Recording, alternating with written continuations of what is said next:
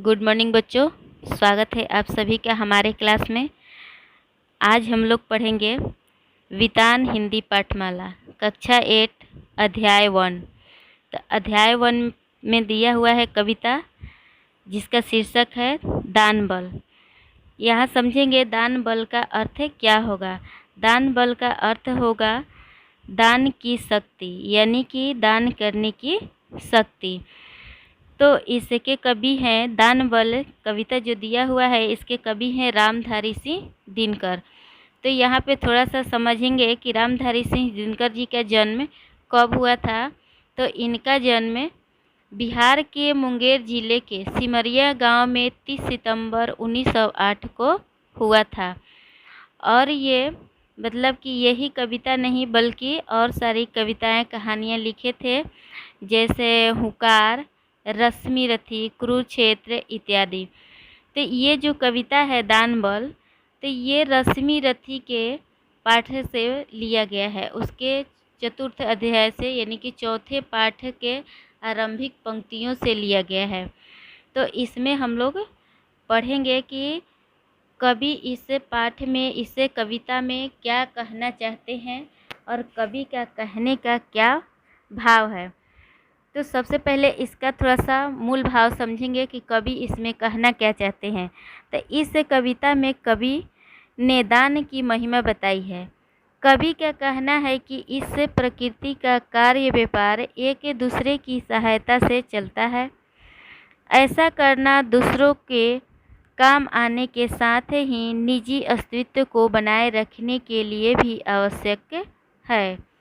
कवि ने पेड़ों, नदियों आदि का उदाहरण देकर यह सिद्ध किया है कि यदि वे पुराने पत्तों, फलों या पानी को औरों तक पहुंचाने के लिए उनका त्याग न करेंगे तो उनका अपना ही अहित होगा, यानी कि अपना ही नुकसान होगा।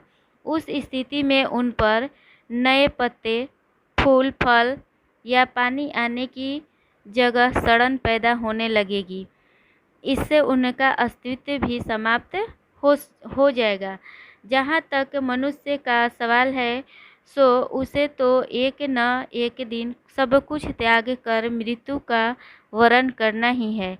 इसलिए उसे भी दान के महत्व को स्वीकार करना चाहिए और समय रहते अपना सब कुछ दान करने की प्रवृत्ति को अपनाना चाहिए।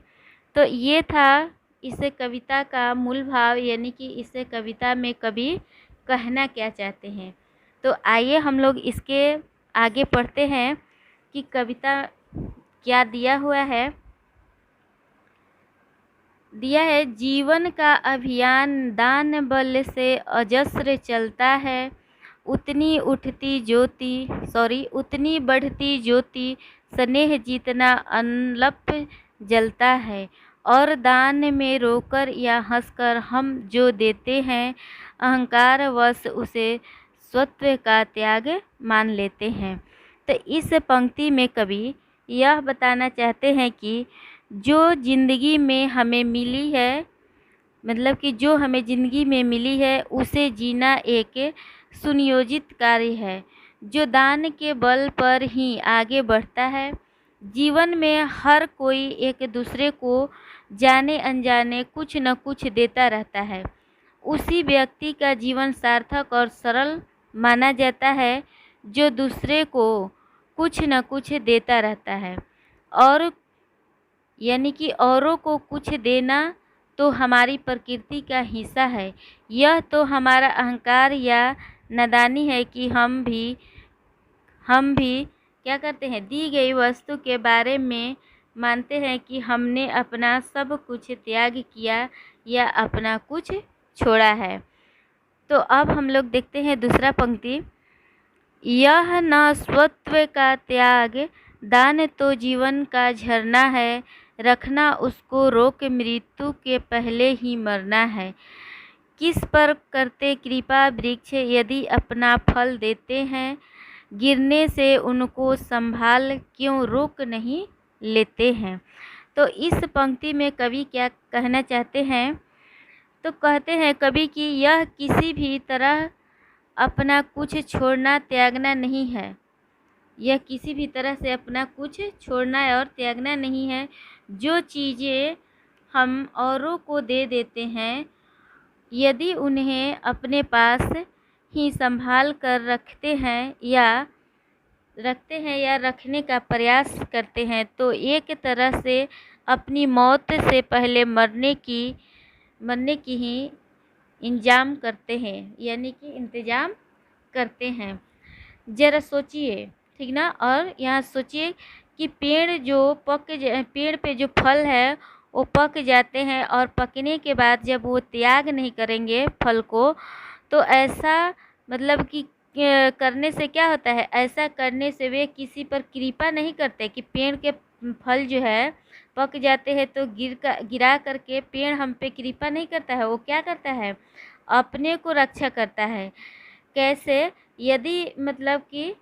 यदि उन्हें गिरने से रोका नहीं जाए, यानी कि जो फल गिर रहा है उसको हम लोग रोके नहीं, तो कहने का इसमें कवि का आशय है कि फल पक जाने से पेड़ों पर फल का त्याग अपने को जीवित रखने के लिए ही करता है। पेड़ जो है फल पूरी तरह से जब पक जाता है तो वो उसका त्याग कर देता है, यानी कि नीचे गिर जाता है। तो वो पेड़ ये हम लोग पे परोपकार नहीं करता है, क्या करता है, वो अपने को रक्षा करता है, अपने को स्वच्छ रखने के लिए, स्वस्थ रखने के लिए वो फल क्या करता है, नीचे गिरा देता है। जैसे तीसरा पंक्ति में हम लोग देखेंगे तो और आगे फिर समझेंगे। ऋतु के बाद फलों का रुकना, डालों का सड़ना है, मोह दिखाना दे वस्तु पर आत्मघात करना है। देते तरु इसलिए कि रेशों में ना कीट समाए, रहे डालियां स्वस्थ और फिर नए नए फल आए। तो इस पंक्ति में कवि बता रहे हैं कि फलों के पेड़ों में अलग अलग होने का मौसम आने पर, जो फल है वो पेड़ों से अलग होने का मौसम आने पर, जैसे कि हर मौसम के बाद जो फल होता है वो क्या करता है, त्याग देता है। जैसे कि बरसात का फल अलग हो गया, गर्मी का फल अलग हो गया, ठीक। तो उस तरह से मौसम आने पर भी यदि वे पेड़ पर ही बने रहें, यानी कि जैसे गर्मियों के दिनों में आम मिलता है और आम का जो पेड़ है अपना फल को त्याग नहीं करेंगे, अपने पास ही रखेंगे, तो क्या हो जाएगा, उन फलों के साथ साथ पेड़ भी सड़ने लगेंगे। यानी कि आम का जो आम है तो वो पकने के बाद देखते हो गिर जाता है, अगर नहीं गिरे तो उस फल में तो कीड़ा लगेगा ही, उससे फल के साथ साथ क्या होगा, उसके टहनियों में, पत्तों में कीड़े लग जाएंगे। इसलिए कवि कहते हैं कि जो वस्तु दूसरे को देने योग्य है, यानी दूसरे के उपयोग हो, तो ऐसी वस्तु को अपने पास ही बनाए रखने का लोभ करना, मोह करना अपना ही अहित करने के समान है। मतलब कि जो वस्तु हम लोग रखे हैं तो वो मतलब मोह माया नहीं करना चाहिए कि किसी को दे ना दे। तो जो अब दूसरे को देने लायक है, दूसरा उसे पहन सकता है, रख सकता है, तो उसको हमें दे देना चाहिए, उसमें मोह माया न लगाना चाहिए।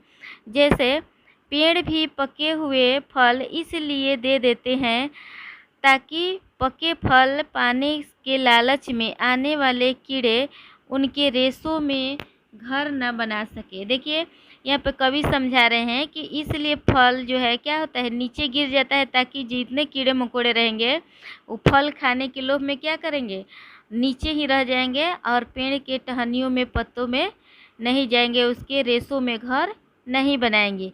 उनकी डालियाँ स्वस्थ रहेगी और उन पर फिर से नए नए फल उगेंगे और लग जाएंगे। अब आगे देखते हैं।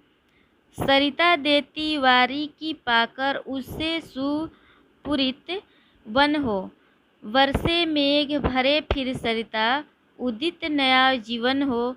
आत्मदान के साथ जग जीवन का रिजु नाता है, जो देता जितना बदले में उतना ही पाता है। देख, इस पंक्ति में कवि कह रहे हैं कि नदी अपना जल इसलिए बहाती है ताकि वह जंगल के पेड़ पौधे तक पहुँचकर उन्हें फिर से हरा भरा कर सके। पेड़ों के माध्यम से वही जल भाप बनकर आसमान में बादलों तक पहुँचे और फिर से बरसात हो, फिर से नदी में लबालब पानी भरने का अवसर मिले, वह निरंतर बहती रहे। उसके जीवन मतलब कि वह जो है हमेशा जीवित रहे, जीवित होने की निशानी रहे उसको, कि हमेशा जो नदियां हैं बहती रहती है, जीवित रहती है। स्वेच्छा से अपने को औरों के लिए दान कर देना तो जगत और जीवन का परस्पर जुड़े रहने जैसा है। साथ ही यह भी एक सच्चाई है कि यहाँ जो औरों को जितना देता है बदले में उतना ही और कभी-कभी उतने से भी अधिक पाता है। यानी कि कभी क्या कह रहे हैं इसमें कि हम लोग जो दान पुण्य करते हैं तो जितना अधिक हम लोग के मतलब दान करते हैं उससे भी अधिक हमें उससे पुण्य मिलता है। कहने का मतलब जो पानी आ रही है तो प्रकृति भी क्या कर रही है कि जो नदियाँ अपनी पानी बहाती है, पेड़ पौधों को पटाती है, तो उससे क्या होता है फिर पेड़ पौधे के माध्यम से फिर बादल पानी भाप बनकर ऊपर जाता है, फिर बादल बनता है और फिर बादल वही बारिश करा देता है, फिर पानी जाता है नदी में और वह हमेशा नदी जीवित रहती है, यानी कि सालों भर नदियों में पानी भरा रहता है।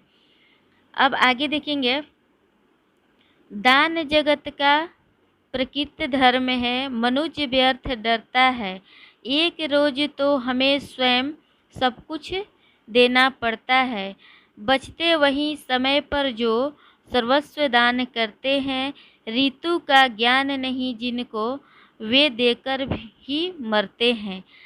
तो इस पंक्ति में कवि कह रहे हैं कि दान देना संसार का, जीवों का, वनस्पतियों का स्वभाव है, धर्म है। मनुष्य अकारण ही दान देने से डरता है। इस पंक्ति में देख रहे हैं कवि क्या कर रहे हैं कि मतलब ये सभी जीव के, वनस्पति के, सबको स्वाभाविक रूप से दान देना है, लेकिन मनुष्य जो है अकारण ही मतलब बेमतलब के डरता है। मनुष्य को भी तो देना है। एक दिन जब हमारी मृत्यु होती है तब तो हमें सब कुछ औरों को देना ही पड़ता है। मतलब कितना भी हम लोग धन संपत्ति संचय करके रखें, लेकिन मृत्यु के बाद क्या होता है, हम तो लेकर नहीं जाते हो, क्या होता है यहीं पे रह जाता है, यानी किसी न किसी को देना ही पड़ता है। यहाँ तक कि अपना शरीर भी अग्नि या भूमि को, यानी कि आग में जो हम लोग जलते हैं या भूमि में दफन किया जाता है, मतलब अपने अपने धर्म और संस्कार के अनुसार, तो भूमि को देना सब क्या करना है पड़ता है, समर्पित करना पड़ता है। उन्हीं का नाम बचा रहता है जो समय पर दान के महत्व को समझ जाते हैं और अपना सब कुछ दान कर देते हैं। इसलिए उनसे उपकृत हुए लोग उन्हें उनकी मृत्यु के बाद भी इस तरह याद करते हैं जैसे वे आज भी क्या कर रहे हैं, आज भी दान की गई अपनी चीज़ों के रूप में उनके बीच मौजूद हो। मतलब कि आप किसी को कोई चीज़ दान करते हैं और आपकी मृत्यु हो जाती है, तभी वो क्या करते हैं, जो जिसको आप दान किए हैं, तो जब जब उसको याद रहेगा कि आप दान किए हैं, तब तब आपकी नाम उसको याद रहेगा, यानी कि आपका नाम अभी जीवित रहेगा। जिन्हें उस समय का ज्ञान नहीं होता, जो दान के महत्व को नहीं जानते, उन्हें भी देना तो सब कुछ पड़ता है। देखिए कवि क्या कर रहे हैं कि जो लोग दान के महत्व को नहीं जानते हैं कि दान देना है कि नहीं देना है, फिर भी उसको भी देना पड़ता है, वे अपनी मृत्यु के साथ ही सचमुच मर जाते हैं। उनकी मृत्यु के बाद उन्हें कोई याद नहीं करता है। कल कि जो व्यक्ति मतलब दान पुण्य नहीं करते हैं, तो दान पुण्य नहीं करते हैं तो वो क्या करते हैं, अपनी मृत्यु के साथ सचमुच मर जाते हैं, यानी कि उनका नाम इस दुनिया में कोई याद नहीं रखता है। जैसे गांधी जी है, बहुत पहले ही मर गए हैं, लेकिन हम लोग क्या करते हैं, उनका नाम आज भी याद रखते हैं और आज मतलब इतिहास में उसका नाम है। तो इस कविता का भावार्थ है हमने समझा दिया। आज के लिए इतना ही, फिर मिलते हैं अगले वीडियो में। धन्यवाद।